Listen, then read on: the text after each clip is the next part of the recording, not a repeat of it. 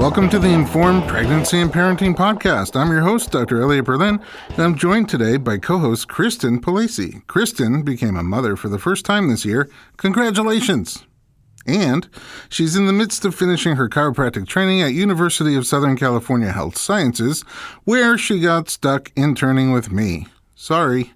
Her work with our prenatal clients and her own journey through motherhood have left her on a quest searching for information that can be helpful to new moms. Welcome to the podcast. Thank you. Thanks so much for joining us. Thanks for having me. Our guest today, Bailey Gaddis, is an Ojai, California-based childbirth preparation educator, birth doula, and hypnotherapist. She contributes to media outlets such as Disney's Babel, Huffington Post, Cosmo, Redbook, and others, and is the author of a fascinating book called Feng Shui Mommy. Welcome to the podcast. Hi, thanks so much. By the way, those are all my favorite magazines. Mine too. So, you have so much interestingness to you. Before we even talk about this book, I got to find out how you became you. When did you get interested in birth-related stuff? Yeah, well, I used to work in the IVF field a long time ago. I was an egg donor coordinator and a surrogacy coordinator. My mom's been an IVF nurse for 25 years. Oh, wow. So that's what I did before becoming pregnant. And she was also a hypnobirthing practitioner. So when I became pregnant with my son, she started to teach me hypnobirthing. I became addicted to pregnancy and how to make it more comfortable. I really was convinced when I actually went through childbirth and was able to have a fairly comfortable, unmedicated birth. Of course, it was challenging and intense, but it really sold me on how effective it can be to work with your mind-body connection during birth. So it's somewhat in your blood. Yeah, like a family business kind of. Yes, I have doctors, nurses that are in the family, and I never thought I would ever go into a hospital in relation to work. I thought that was so strange, and my mom said, well, I don't know, just see what happens. And sure enough, I go to a hospital about once every other week to support a woman in birth. As a doula? As a doula, as a birth doula. So first you studied hypnobirthing for yourself. Exactly. With your mother. Yes. And then you became a hypnobirthing specialist. Yes. About when my son was about 3 months old, I thought, I still do not know nearly enough about this. I want to learn more. I'm really interested in this. So I took he and my husband down to San Diego for a week, became certified, started teaching about a month later. And then about 6 months after that, clients started asking if I could attend their births. And I got really freaked out and thought, I don't know enough about that. So I went back to the Hypnobirthing Institute and became trained through them as a birth doula. Wow. So your clients from teaching the classes exactly wanted you to be there. Yeah, and yeah. I don't know if you're always this calming, but you kind of have just a very calming energy. Thank you. That I would associate with Ojai. Yeah, yes, it is very Ojai, isn't it? Yeah, I think my training that I got after my birth doula training as a hypnotherapist, it was very intensive and gave me some of that, but also just being a mom and trying to stay calm. A calm mom. Survive. Yeah, exactly. Survive. Yeah, I adopted the calm mom voice. Yes. What, how, for you, for your own pregnancy and birth, how did hypnobirthing help you? You said you had an unmedicated birth that was, I think you called it fairly comfortable. Fairly comfortable. Well, yeah. I wasn't even fairly comfortable at the birth of our child, so. Yeah, I think it just gave my mind somewhere else to go. When I first became pregnant, I was told, well, just get an epidural, which I think is still a great option for some women. But for me, I felt like I'm not sure if that's what I want, and so. But I had a lot of fear. I had a lot of fear about the pain, because I've always been told it's the most painful experience you'll ever go through. And so I thought, okay, well, of course I'll just get the meds. But as I started to learn, about what my body would actually be doing during birth and, the release of endorphins and just got more educated, I thought maybe I can do this without medication. And I want to. There's plenty of women that don't want to do that, which is fine. But for me, that was really something I wanted to explore. So during birth, although, of course, I experienced that pain, but through the training, I was able to perceive it as something different because I knew there was nothing wrong with it. It's really one of the only times in life where you feel such intensity in your body, but there's nothing wrong with you. You're not broken. You're just having a baby. Meaning we're so used to pain being associated with something danger. Exactly. Right? And so our nervous system is by design meant to kick in and protect us from that danger. Right. Yes. So through hypnobirthing, you're able to tell yourself, and I think other cultures actually have the concept of pain that's good for you. And we sort of do, but not in this setting. So it's sort of, we go to the gym and pay people to torture us. No pain, no gain, Exactly. But then all of a sudden, because Yeah. I remember I had a patient who was an Iron Woman competitor, and she won in her category. And I asked her, what's your birth plan going to be? Just out of curiosity to see what she was leaning towards. And she said, I'm going to get the epidural right away. Right. And I said, why? Not in a judgmental way. It just surprised me because she's so tough. Right. And she's like, wow, that's so painful. And I'm like, oh my goodness, you torture yourself in ways that I can't even read about without being in pain. Like if you're not able to do this, nobody's going to be able to do this. And she actually just didn't know that there were benefits to not having the epidural. She's like, why should I not have it? Right. And so I gave her some things to read just to get a more well-rounded perspective, and she killed it. She did it, no medication, but she went in with a very open birth plan. She's like, I don't know, I've never been there, don't know what it's going to be like. Right. I mean, we don't know. It's always unknown. We can prepare as much as possible, but then I always equate it to actors. They put in so much preparation, they learn their lines, but then when they actually perform, they kind of let it all go. And I think of birth like that. You have your plan, you go to your classes, you become informed, but then when you step into it, you don't know what your body's going to do, and hopefully you have people around you that you trust that can make sure that you and baby are safe, which is really what we all want. That's our first priority. But to just kind of let it all go. And talking about movies, I feel like a lot of movies or anything that we really know about birth, they kind of portray birth as a trauma, right? If you ever see in a movie, it's like the lady's screaming at the top of her lungs, and she's like, then there's some comedy, and they're like, the baby's crowning because she's like screaming in the other room. It's and funny breaking that you her say husband's that. hand. Yeah, I had a client who was shooting a TV show while she was pregnant, and they made her character pregnant. And on her last day of shooting, her character gives birth. Yeah.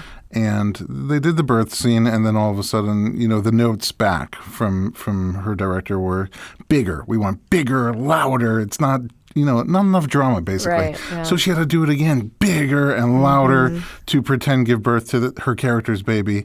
And on the last take, her actual water broke. Oh my gosh. And she wasn't far from her due date, but she said it was so surreal. She's surrounded by all these, she's in a hospital gown surrounded by people that look like doctors and residents and nurses.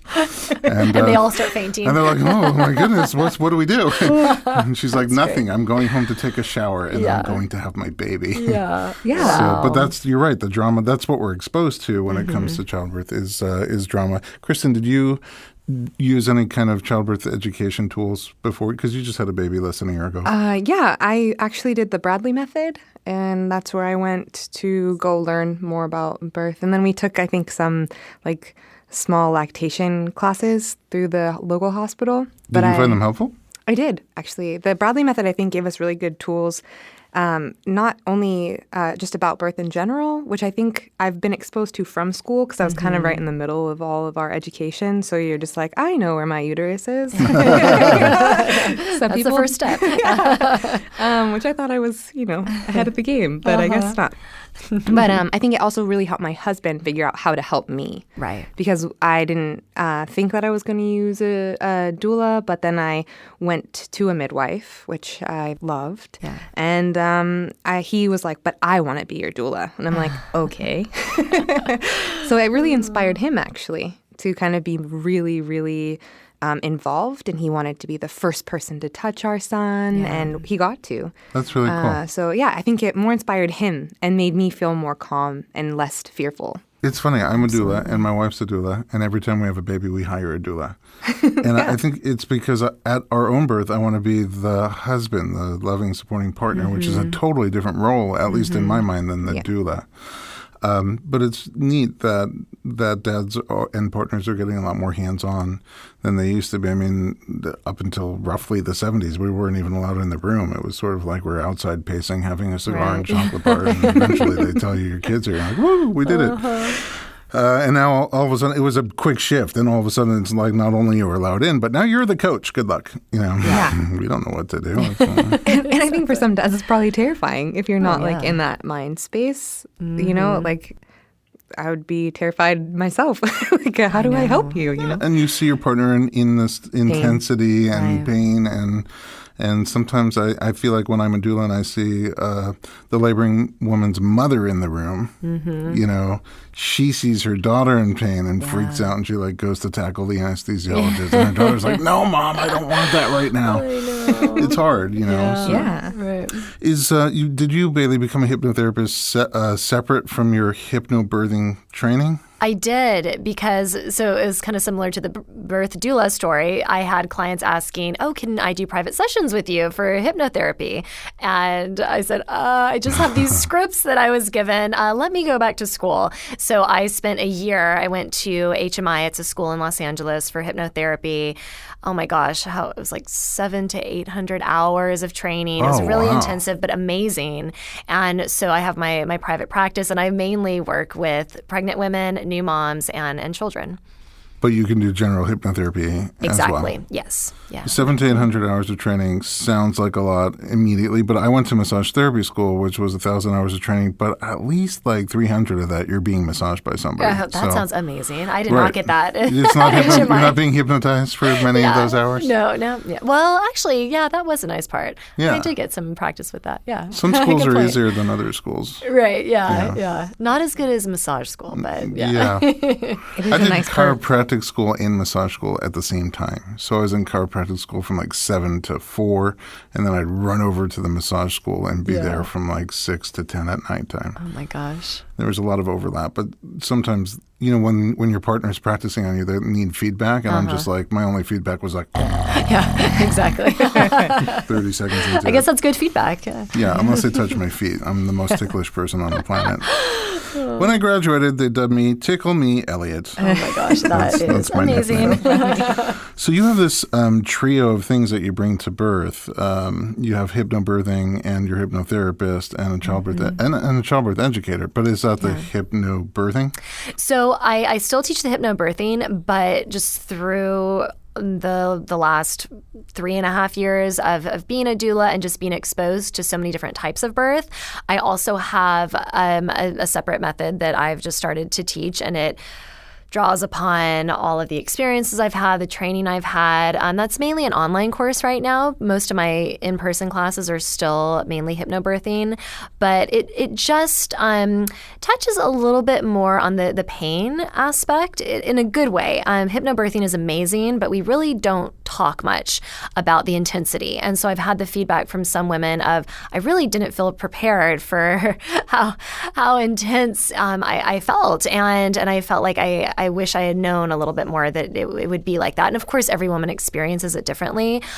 So there's a lot of differences with that in my class. But one of the things I do is talk about how intense it will be, but tools to reframe that pain and to manage it, so they do feel like there's not something wrong with them. If they go in and they're doing the breathing, they're doing all the tools, but they're still feeling all that intensity. It's like, you might still because some people talk about feeling like I must be doing it wrong because I still feel pain. Exactly. Yeah. But everybody's different. I mean, I feel like my observations as a male doula, that it's sort of a mix between three things: pain and pressure and pleasure sometimes. Yeah, right. So the 3 Ps, but it's all intensity that you're just not used to. So intensity is scary. Yeah. The other thing that's interesting is just was at a birth last night where I saw this again, where labor came on kind of quickly, and it's not that textbook that we talk about where it's going to come on slow and get bigger, and they're only 30 seconds apart, and you can talk through them. Right. Bam, it hit. And you could see like the fear of a deer in headlights on her every time the contraction would come. And then she would use every muscle and organ in her body to fight it and not relax into it. And they're, in her case, they just came right on top of each other, one after another after another. And in your mind, you're like wondering, that's sort of like what active labor looks like. And you start to wonder, maybe she's more progressed than we thought, and it's just moving very quickly. And of course, then the midwife checks her, and she's 3 centimeters. So the interesting thing about it was there's nothing anybody could do, because my superpower is I do a lot of body work. So if things are easing in and it's getting more intense, I can use massage and reflexology and craniosacral therapy and just even cranial massage and jaw release to help calm her down, feel safe, so that the intensity feels more like pressure and pleasure than pain. But when it comes on that quickly, just even any more touch just makes it too much. It's already too overstimulating. And in her case, what happened was she was starting to find her rhythm a little bit, and she had to pee. And when she sat alone in the bathroom for a minute is where she found her groove. Nobody around her, nothing around her. And you could see over the next 20 minutes her endorphins kicking in, like her own medications kicking in from the inside out. And she got very comfortable into a beautiful rhythm. And eventually in the tub and, labored down to have her baby. But I think we forget sometimes at that point, her husband was like, there's no way she's going to make it. I'm like, no, it changes. Like there are phases of labor. It changes, and she is going to get relief. It's just going to come from inside. Yeah. And I feel like probably hypnosis helps you, ride through that period and bring your defenses down a little bit. Right. And I feel like that's one of the reasons for a lot of women I've worked with, and for myself as well, actually, like the first few hours are actually the trickiest because they're starting to listen to maybe hypnosis recordings, or I'm doing a little bit with them, but it's so new and it's so overwhelming, and they haven't found their groove. I mean, that's a great way to put it. And even though, usually a few hours later it's more intense, they've like settled into like this rhythm with the contractions, and they figured out like, okay, when I breathe like this, I get relief, or when somebody presses my back just like this, I get relief. They find a recording, or I say something that just like triggers relief in them, and so I'll say maybe that affirmation over and over and over again. But it's like the deeper we get into birth, for a lot of them, for some of them, they say the more comfortable I get, or the safer I feel. That's what I've heard a lot. The safer, I felt so much safer as we got deeper into it. I think because if you feel safe, your sympathetic nervous system is able to shut down even when you feel pain or intensity. Right. Is there a difference between hypnosis and meditation? So the main difference is with meditation, and there's so many different types of meditation, but I'll just talk about the type where you just close your eyes and you let your mind go wherever it wants to go.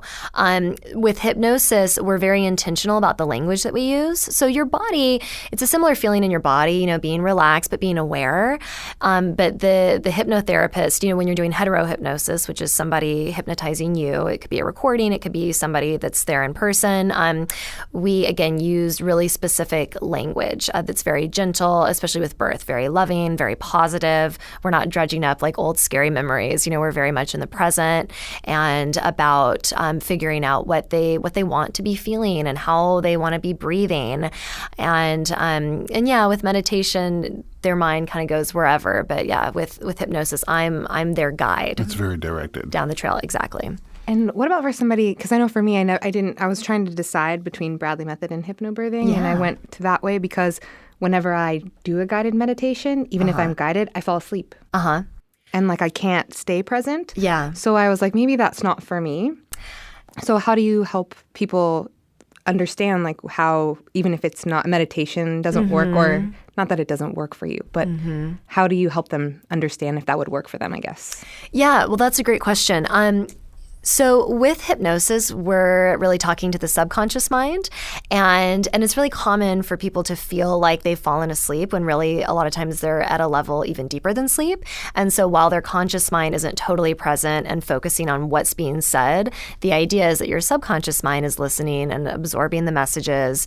I've had plenty of clients that come in and they say, oh God, I totally fell asleep during that one, but I'll ask them some questions later and they remember. They can recall like what I had been saying, even though they felt like they had been asleep. It's like you weren't actually, and that's why it's such a restorative practice. It's really nice for pregnant women who have like insomnia or need to take a quick nap during the day. They can listen to a 15-minute recording and feel like they've just been asleep for 2 hours. That's really interesting because I have a medical background in terms of emergency medicine. I worked on ambulances for a long time as a medic, and sometimes unfortunately, more than once, I was involved with situations with people who I knew, friends of mine, that were unconscious after trauma. And in both of those particular cases that I'm thinking of, one really clearly sticks out at me where she was unconscious for a while, and people came to visit her, and doctors came to look at her. And when she came to, when she really came to, she had questions about everybody who had been there. Wow. That's fascinating. But she was unconscious. Interesting. Yeah. And I think that I've been to a bunch of Scientology births, and I can't speak to it specifically because I've never studied Scientology, but they have this concept of being quiet, of not having any noise during a contraction, because I think the way it was explained to me was during that contraction there's pressure on the baby, and that any kind of talking or voice or noise that takes place then will be ingrained in the baby. Well, that's interesting. And so, I guess they don't want a whole bunch of cusses. Right. Well, I can see I hate this baby. Get out of me, you baby. And things like that. That's my sense on where that comes from. So it's sort of interesting. Well, and especially some women that get the really high pitched kind of scream, and that really takes them out of themselves. And a lot of times they get kind of shaky and they tense up. And so I tell women, if you want to make a sound, that's fine, but keep it like really low and guttural, and that actually helps to support the natural expulsive reflex and just, support all aspects of them. What about somebody who may be like a type A personality where you like really need control? Does hypnobirthing help someone like that? Or is it for like a certain type of person? Does it work? Because not everything works for everyone, but do you have like certain tools maybe to create, like cater it to types of people? Is that how hypnobirthing can work? That's a great question. I think it definitely works well for a lot of type A women. I know that I am one. Me too. And it really helped me because it helped me realize, okay, it gives me all these good tools, and I learned for the most part like what might happen during different phases of birth. But most importantly, it helped me realize that I need to release a lot of that control, and it taught me how to do it. Because people just saying, oh, well, just let go of control. And, it's like, okay, but how? Like, I need you to show me. And so I think a lot of, specifically the hypnosis that's used in hypnobirthing can really support the type A mom in releasing a bit of that control. And the longer I've taught the classes, usually I just have about 2 couples in the class, so I can really tailor it to who they are and what they need. And I ask them a lot of questions to get an idea of, again, like who they are and what type of guidance they need. So I do make little tweaks as we go along. Nice. Yeah. I find, because we used to, my wife is also a doula and she's a psychologist. We used to do our own childbirth education class, and I feel like childbirth educators as a whole have a very difficult balance between giving enough information so you don't feel like you're showing up to a really unusual test completely unprepared. Right. But not so much information that you're just constantly overthinking and overprocessing. Right. That would be a challenge by itself. And then add to that the fact that everybody's a little bit different. So how do you – it seems like a tough balance. Sometimes, for example, if we talk about cesarean birth in a general childbirth education class, you sort of have the see no evil, hear no evil. People cover their eyes, ears, and don't want to hear anything about it. Yeah.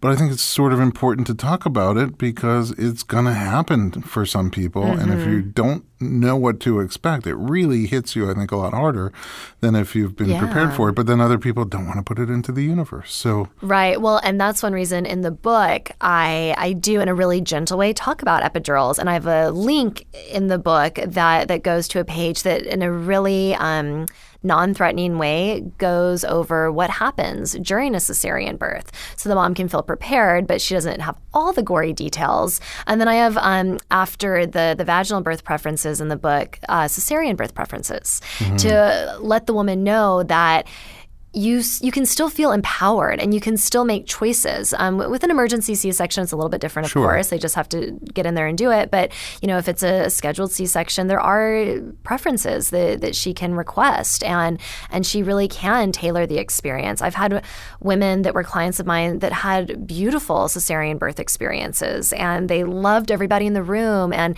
it was this really magical birth, even though it was a surgical birth. So, yeah, I feel like there's so many ways. It still is when it's not an emergency. Right. It still is that moment of birth, which is magical, whether the baby comes out an inch higher or an inch lower. Right. But it used to be that cesareans weren't safe. Yeah. Women would die. Yeah. And so all of the energy, even though two things were taking place at the same time, a baby's being born and there's a surgical procedure, all of the focus had to be on the surgical procedure because we needed to do everything we could to keep that mama and baby safe or alive even, by the time 1915 came around, roughly, we had it down. We had it safe, and we've only improved it since then again and again and again. So now that it's safe, predictably safe, we can turn down some of the focus, dial it down on the surgery, and dial up that magical birth experience. Exactly. And there are a lot of hospitals that are sort of finding that balance, letting more people into the room with you, not strapping your hands down and legs down necessarily, being able to see it if you want to see it, being able to put the baby right on you if the baby comes out, strong and healthy, and other birth preferences like that. So, yeah, cesarean birth is not always a terrible thing. Right, and even nothing for to be people who ashamed don't want of. it. There's so much shame. It's like, and I've had moms that didn't want to tell anybody, and I had to do a lot of work with them on feeling like they could really own that experience, and they didn't have to be ashamed of it. That was one thing that I was talking to Dr. Berlin about a little bit, aside from coming to interview you, is just how much... where did all of this competition, I don't even know if it's competition, but this energy around it's not a birth, or women who had a cesarean section, they didn't really have a birth. Really? Because I'm pretty sure a baby came out. Exactly. So I don't know how it's not and you can't voice that. Like when you read these messages, you feel for those ladies because... I mean, maybe they had contractions. They felt things. They were pregnant for 9 months. Of course, they had a birth. I think cesarean birth gets a bad rep because it's overused. It's right. I think it's an amazing thing that when we need to or want to, we can get this baby out safely another way, an alternate route.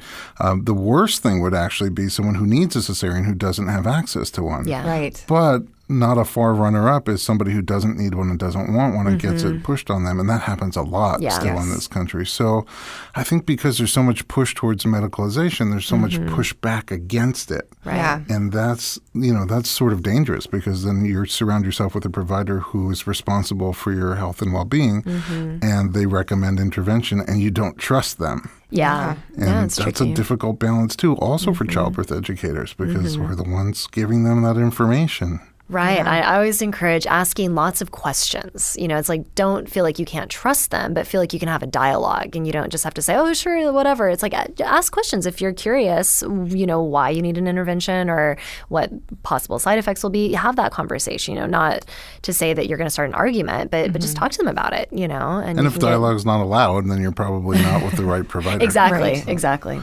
Yeah. Bailey, you're fascinating, and I do want to talk about Feng Shui in general, and I want to talk about your book, Feng Shui Mommy, but we're going to take a quick break for a word from our sponsor.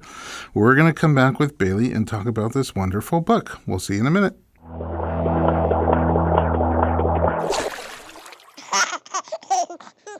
If you're looking for the perfect baby or toddler gift, you've got to check out My First Year's online collection of clothing, toys, accessories, and more. Every adorable item can be personalized with the child's name for no additional cost. Get the perfect gift for any child in your life at My First Year's, your go-to source for events and occasions such as baby showers, birthdays, and holidays. There are so many great options to choose from, you're definitely going to find a special gift that any child will love and cherish throughout their life. Every child should have something from My First Year's in their wardrobe. Even the royal family, Prince George and Princess Charlotte, have My First Year's in their closet. And now, for a limited time, you save 10% off your first order using promo code BERLIN, BERLIN, when you check out. Visit them at myfirstyears.com. That's myfirstyears using the number 1st.com. My First Year's personalized gifts made with love, made simple.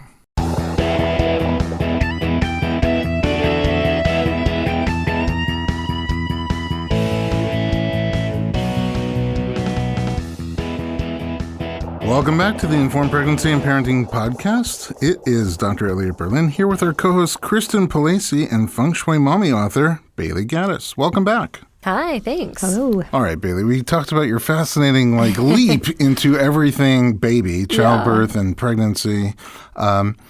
Where does Feng Shui come in? What is Feng Shui? I think most people, it's fun to say. Yeah, it is fun to say, right?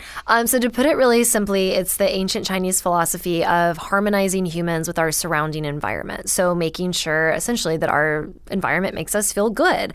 And when I talked earlier about being an IVF coordinator before I had my son, but I also had a home organizing business in Los Angeles. Oh, really? And and it was interesting because most of my clients were pregnant and they wanted help creating a really serene nursery. And so when I was working on the proposal for the book, I thought, okay, well, I'm really good at helping people create a wonderful environment around them, and that's really important. But what about the environment within us? You know, our mind, our body, and our spirit. How do we balance that? How do we harmonize that?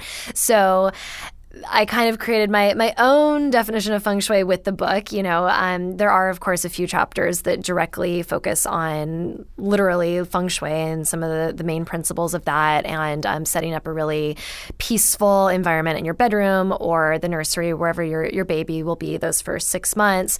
But beyond that, you know, it's about nurturing that inner environment for the mother so she can go into motherhood feeling balanced, but knowing that, of course, we're going to get knocked out of that. You know, it's not a reality for, I don't think, any mom or any human being that they're always going to feel harmonized and balanced, but to know what it feels like to have that balance and harmony and to have tools to get back into it when we're kicked out of it. And I guess what to aim for. Exactly. Once you know what it can be like, you at least know where you're trying to get. Exactly. Which is half the battle. Yeah. So is Feng Shui different for different people? That's a good question. In regards to literal Feng Shui, when you're using it in your home, there are definitely, I think, different levels. The way I used it was a very simple way, you know, good lighting, having fresh air, utilizing colors in certain ways, not having clutter. That's, in my opinion, number one, not having clutter around you, you know, some auspicious objects. And then you can take it a step further and get into, you know, what direction your door faces and having a plant in a certain corner of your space, which I think is amazing. But for me, especially when I was a new mom, I just didn't have time to become an expert in that aspect of it. And I think for a lot of moms, they want quick tools to, you know, reach that state of balance. And so, yeah, I think for most moms, the way that I describe Feng Shui in the book is really relatable and really easy, you know. Yeah. So it's more of a general, Feng Shui is more of a general organization and a setting that's comfortable and calming to you. Exactly. That's at least how I talk about it in the book. Yeah, which makes sense. I don't know. Did you see the Penn and Teller show about Feng Shui? No, I wish. They did one on chiropractic too. They had a series called Bullshit. Oh, and they did one on Feng Shui where they had this house set up and they would bring in all these different Feng Shui experts. Yeah. And get their advice, you know, hire them to set up their house Feng Shui. And one would move the lamp over here and the couch over there. And the next one would come and be like, no, this is all right. The lamp needs to go over there and the couch has to go over here. Yeah. And they're like, obviously there's nothing to Feng Shui. But to me, I didn't take that out of it. I just taught what I took out of it was that different people respond exactly to different, what's comfortable to you may not be comfortable to me. And what I tell people is walk into a space and notice how it makes you feel.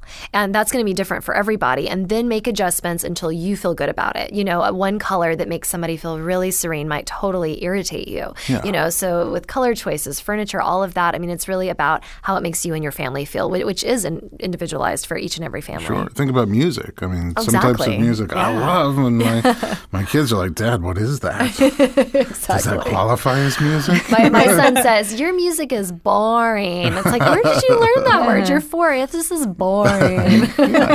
So, how did Penn and Teller feel about that? Yeah, that's great.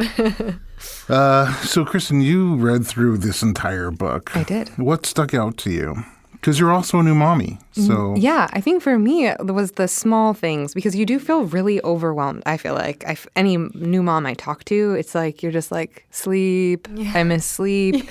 And I felt, when I read it, it was so easy to read, and it was really funny. So Thanks. you almost like then are allowed to put yourself in this thing where you don't have to take yourself so seriously. Yeah.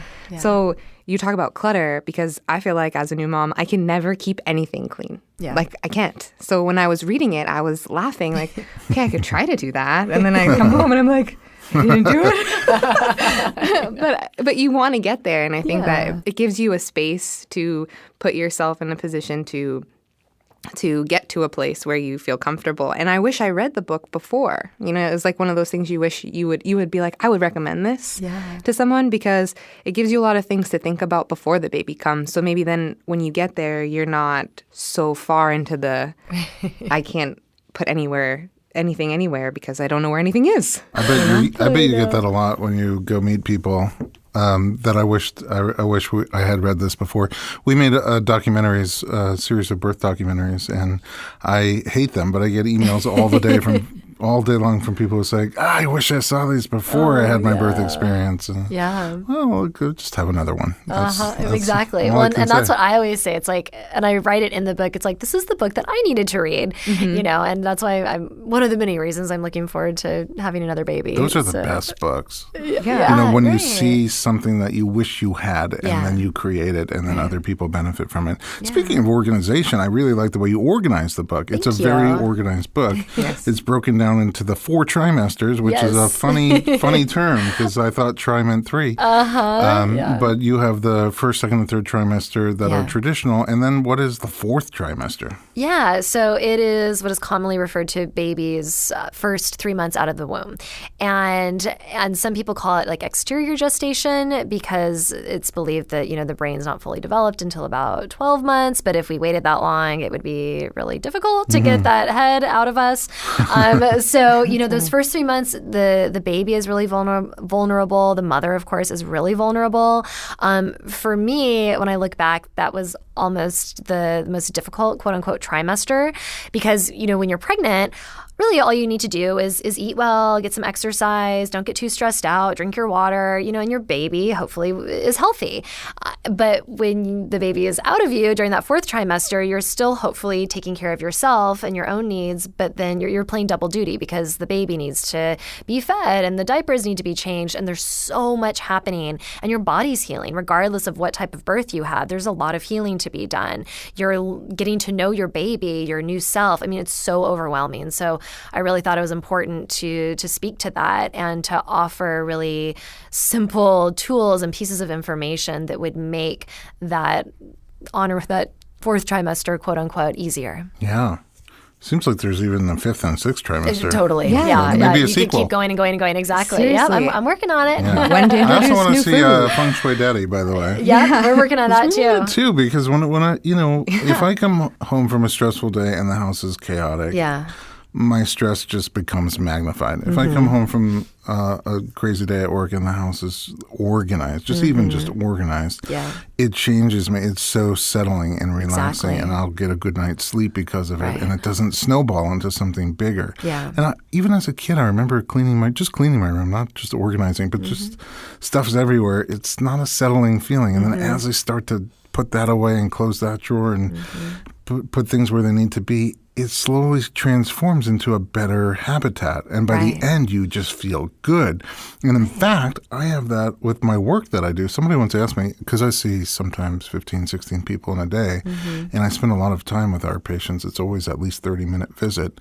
And they say, how can you do so many of these and not get tired of it? But that's actually how I feel what I'm doing with the body.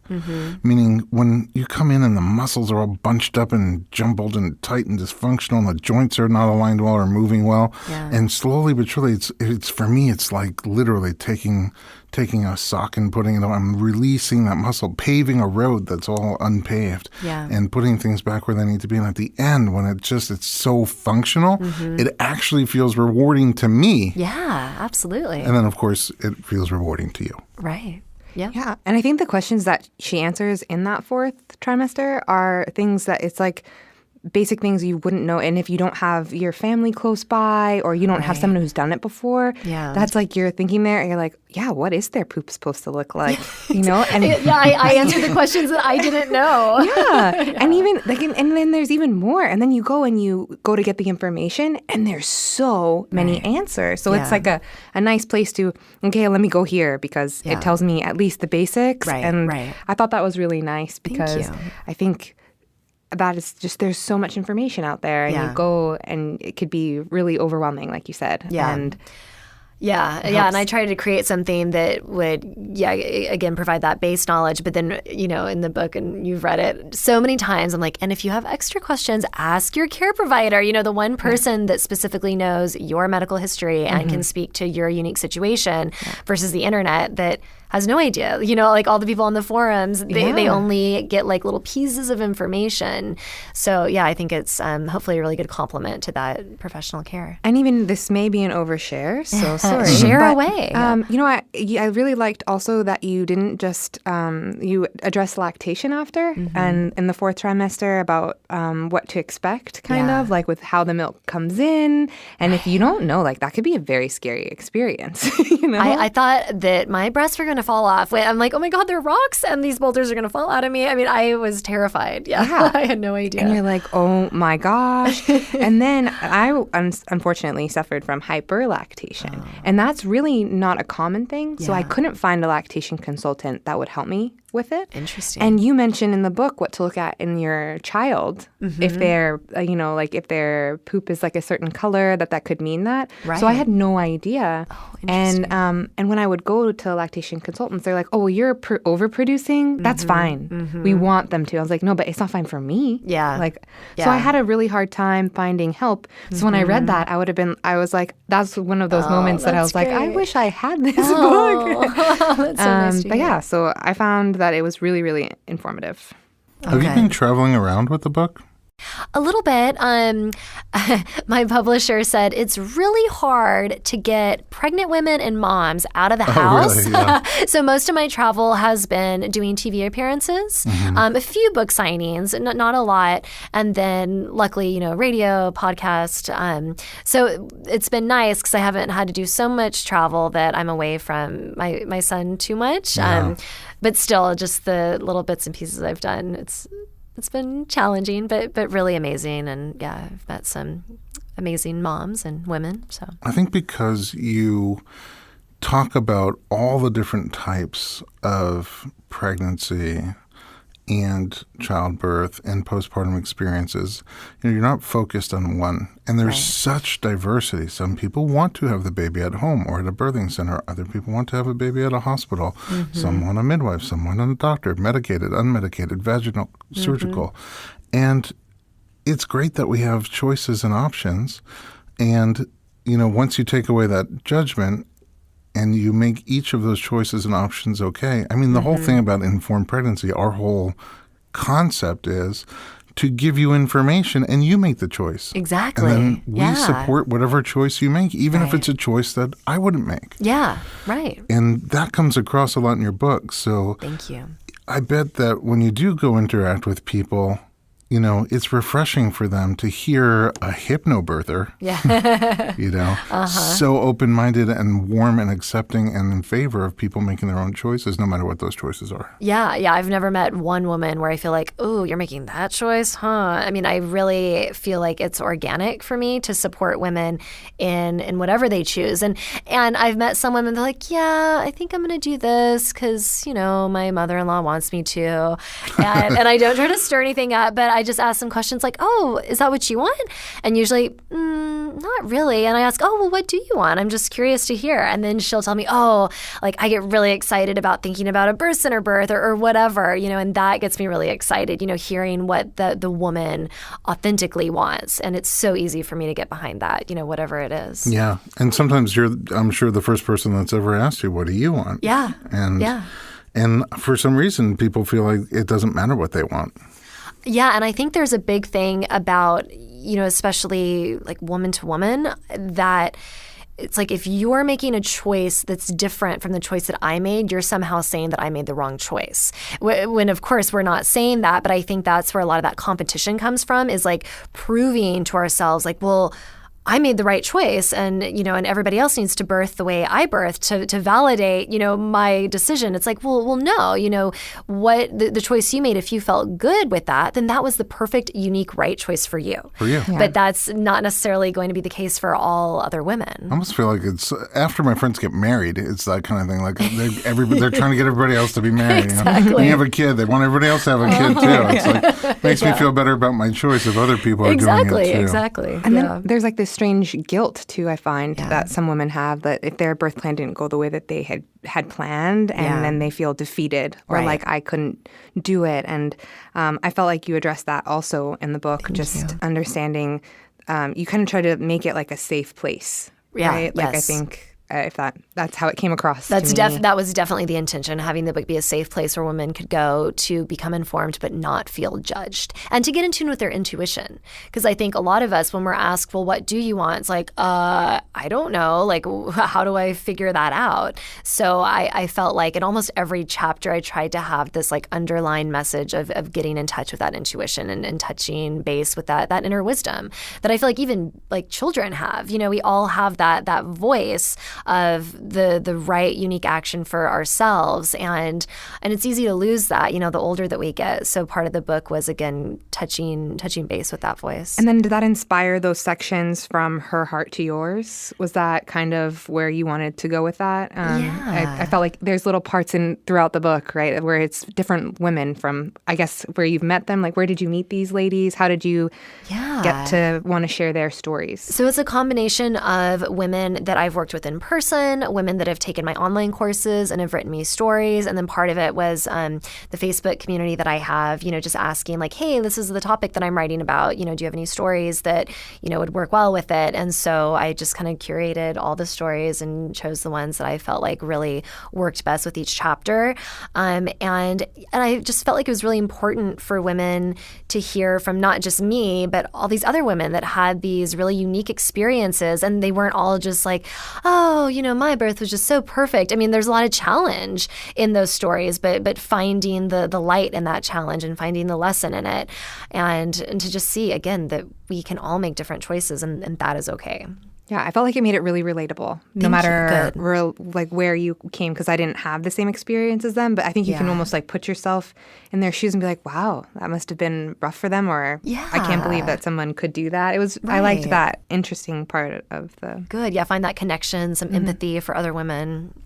When someone's birth plan doesn't go how they wanted, especially if they wanted a very natural, if they wanted your birth where, they did the hypnosis, they felt mildly uncomfortable, and there was a human at the end of it. Yeah. And then all of a sudden, for various different reasons, water breaks, no contractions come, nothing natural's bringing them on, so they get induced, with a little Pitocin, which turns into more, and whatever it is. It's these snowball effects of intervention, which I think even used under the best intentions, leave women sometimes feeling let down from the birth plan that they wanted. Yeah. And so sometimes it's guilt, but I think more often I just see they're frustrated. For some people, they dream about it for a long time. This is how I want it to be, and they get a vision. I wonder if you have thoughts on ways that you can set yourself up so that if you end up going down that flow chart of choices, you don't feel as let down, but at the same time, to allow yourself the space to feel like the loss that you have, even though you're excited about having a healthy baby. Yeah.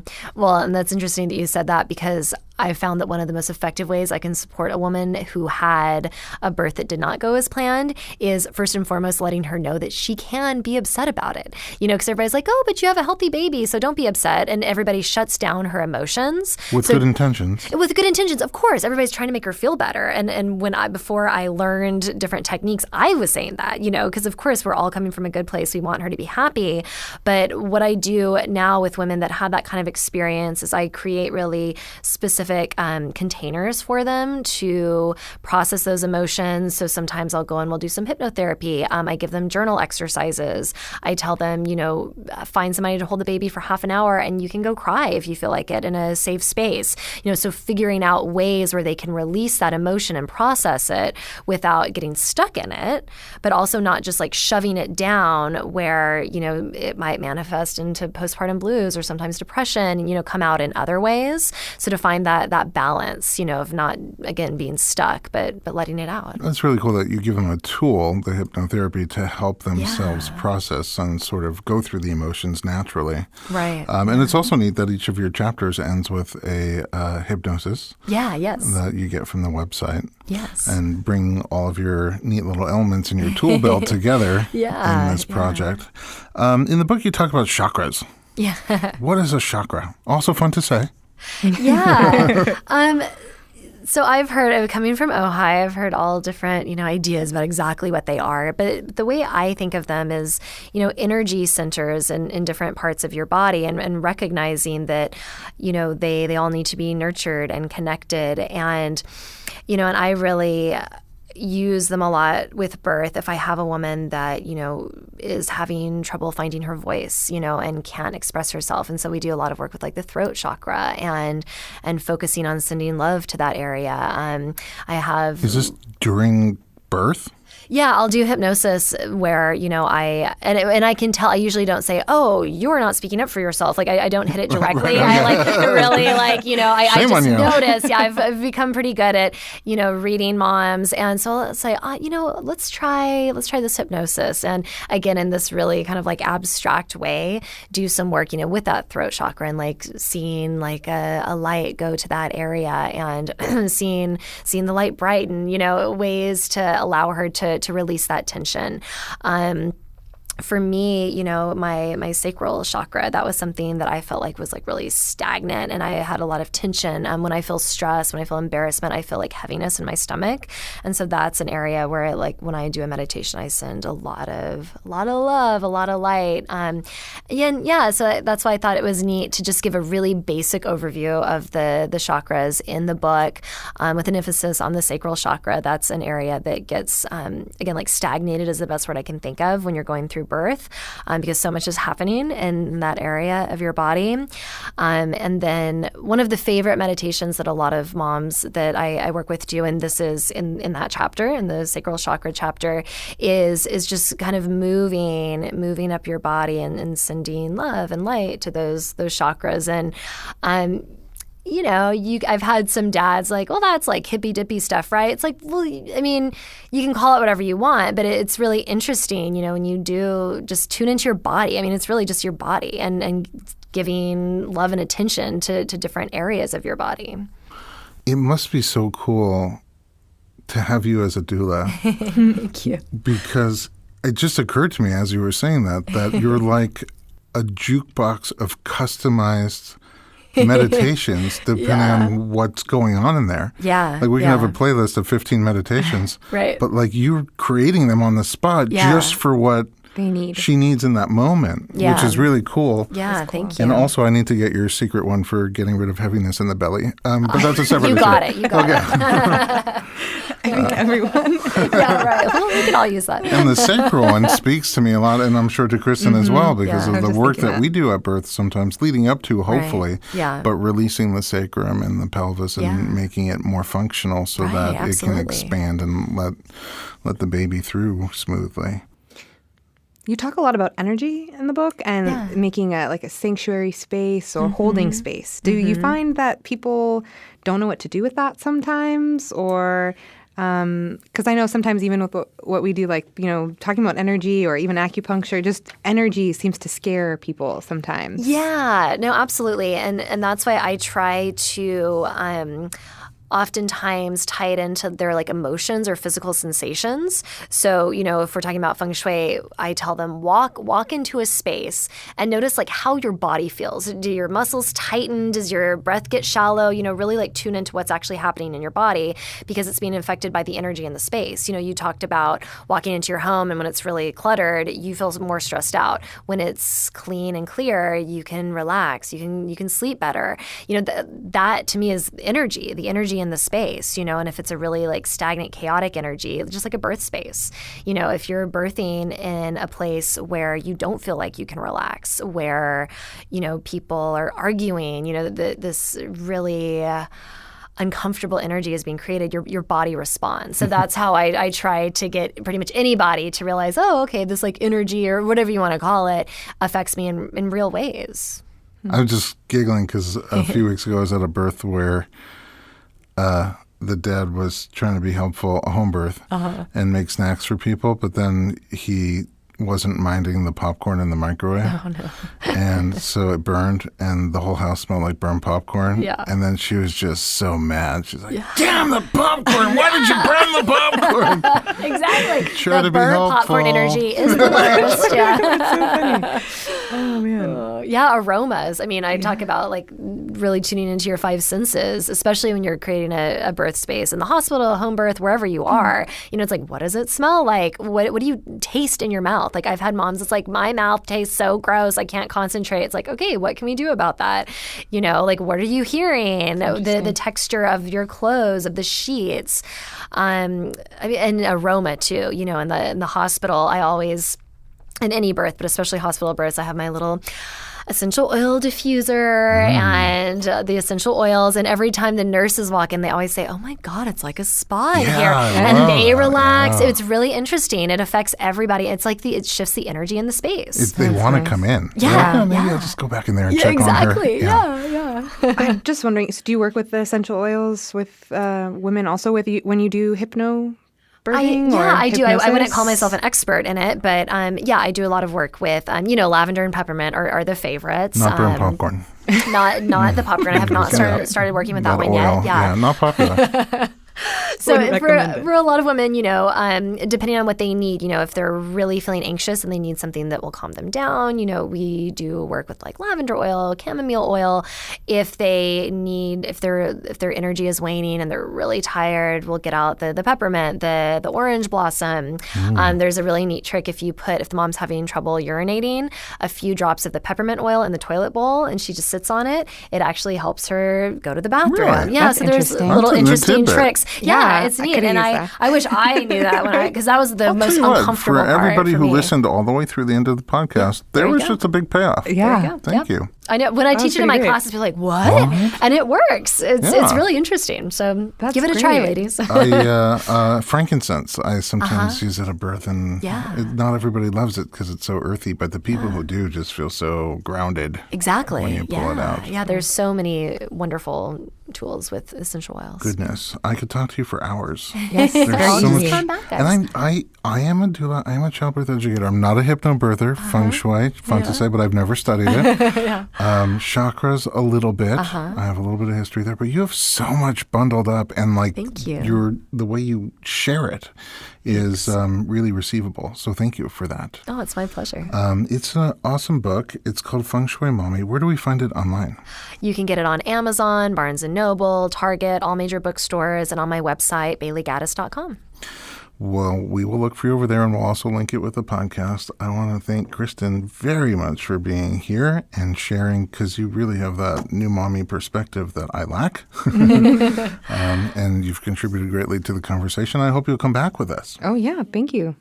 Thanks for listening to the Informed Pregnancy and Parenting Podcast. Share us with your friends and visit us online for access to our blog, documentaries, and other pregnancy and parenting resources at informedpregnancy.com.